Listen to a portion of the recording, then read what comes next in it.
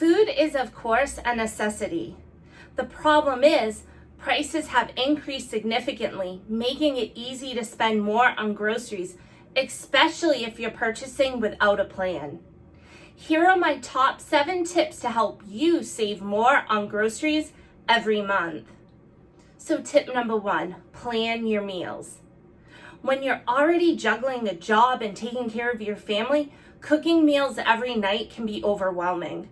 Pre-planning your meals for the week can help you better stick to only buying what you need and take the mystery out of what's for dinner every night.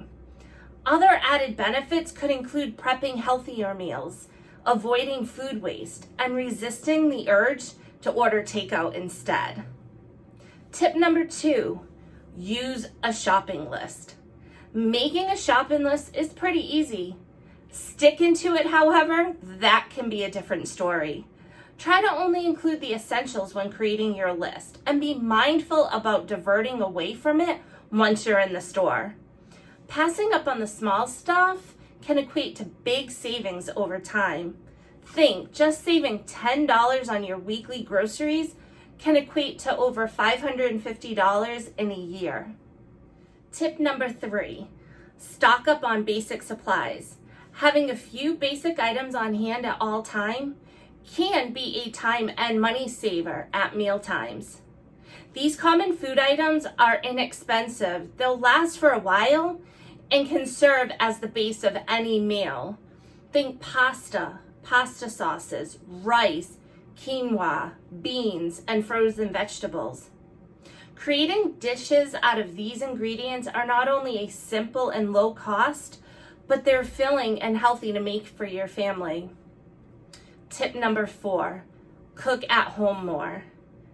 It's almost always more cost effective to cook your own meals at home.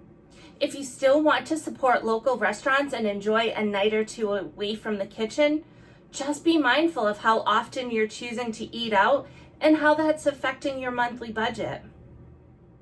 Tip number 5, organize your pantry. Nearly everyone has canned goods in their pantry that have sat on the shelves for months.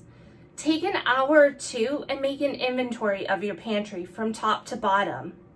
Dispose of expired goods and take stock of what is still good to use. It's likely you'll rediscover a few useful items you can use for meals. One tip I have for clients is every other week, shop out of your pantry and then just get the essential items at the grocery store. You'll see a reduction on the amount that you are spending if you just take the time to go through your pantry first. Tip number 6, make leftovers. If you're cooking dinner for your family at home, it's likely you'll have leftovers to put away at the end of the night. Repurpose them for breakfast or lunch the next day. Leftover meat, vegetables, and grains can be used to create a whole new meal.